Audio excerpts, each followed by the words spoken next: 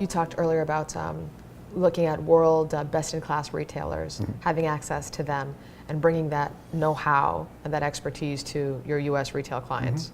What are some of those trends, observations that you're bringing to the U.S. retail clients? Because one of the things challenging the U.S. retail market is lack of top-line revenue growth. Right. Well, certainly in the offline world. In the online world, I think they've done better, and I think they've recognized that as a channel that's much more extensible and leverageable.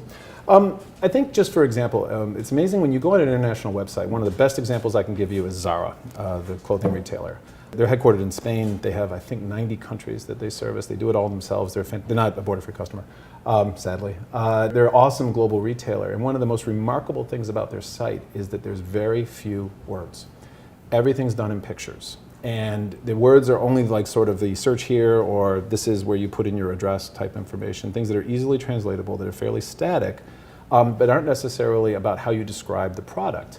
And they do that because they've taken a global view, obviously, and it's much easier to communicate to people who don't speak, in their case, Spanish as their home language, but in English or other languages, in a way that's still very, very compelling. And so they use images, and they use iconography to help you understand this is where I click to pay kind of stuff.